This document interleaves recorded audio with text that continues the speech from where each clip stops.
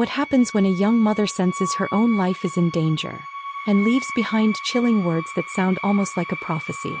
In July of 2008, Susan Powell, a vibrant wife and mother of two, recorded a secret video and wrote a note stating, "If I die, it may not be an accident, even if it looks like one." Just over a year later, she vanished without a trace. Her disappearance set off one of the most haunting and disturbing true crime cases in recent American history, filled with obsession, family dysfunction, and unthinkable tragedy. And more than a decade later, the central question remains: where is Susan Powell? Stick with me, because in this video we're going to unravel the twisted story of Susan's disappearance, the disturbing behavior of her husband Joshua Powell, and the shocking ending that still leaves investigators and Susan's family searching for answers. By the end of this story, you'll understand why police believe Susan's husband killed her, how his family's dark secrets played a role, and why her case remains unsolved despite years of investigation. We'll also look at the most chilling evidence, some of which came directly from Susan herself. Susan Marie Cox was born in 1981, bright, kind, and full of life. She married Joshua Powell in April 2001, and from the outside, they looked like a young couple building their dream together. They eventually settled in West Valley City, Utah, and had two sons, Charlie and Braden. But behind closed doors, the Powell home was filled with tension. Joshua was described by Susan's friends as controlling and manipulative. He racked up more than $200,000 in debt, refused to attend church with his family, and, most troubling of all, kept close ties with his father, Stephen Powell. Stephen was openly obsessed with Susan. He followed her with a camcorder, spied on her with mirrors, stole her underwear, and even confessed his feelings to her. Susan rejected him, horrified. But Joshua allowed the relationship to continue, causing even more turmoil in the marriage. Susan began confiding in friends and writing journal entries that painted a picture of a woman trapped in a deeply toxic environment. Her words would later serve as heartbreaking warnings of what was to come. On December 6, 2009, Susan went to church with her family. That afternoon, a neighbor stopped by. Around 5 p.m., that neighbor left, and Susan was never seen alive again. The very next morning, December 7th, friends and family grew alarmed when Susan didn't show up for work, and her children weren't dropped off at daycare. Police entered the Powell home and found something deeply unsettling: two fans blowing on a wet spot on the couch. Susan's purse, wallet, and ID were still inside. Her cell phone was later discovered in the family's minivan. Later that evening, Joshua returned home with the boys.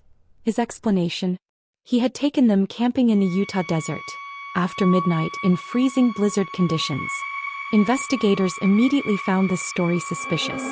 What father takes his two young children on a sudden midnight camping trip during a snowstorm? When questioned, Joshua insisted Susan had simply stayed home, sleeping while he went off into the night. But the cracks in his story quickly widened. Just days later, Joshua rented a car and drove more than 800 unexplained miles.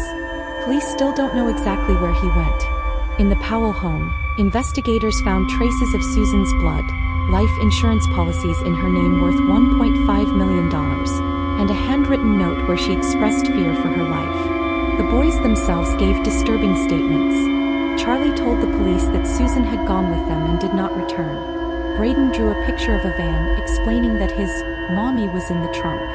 Despite mounting suspicion, Joshua refused to cooperate.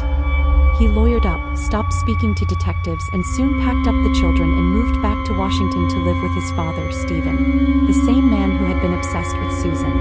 The investigation didn't just expose Joshua. It revealed disturbing details about the entire Powell family. Police discovered Stephen's secret stash. Thousands of voyeuristic images and videos, many of Susan. He was later arrested for voyeurism and child pornography. Joshua's brother, Michael, also fell under suspicion. He had abandoned a car in Oregon, which cadaver dogs later indicated had once contained human remains. Police believe Joshua and Michael may have worked together to hide Susan's body. But no matter how much evidence stacked up, authorities never had enough to charge Joshua with murder. And tragically, they never got the chance. On February 5, 2012, 2 years after Susan's disappearance, Joshua carried out an act that horrified the nation.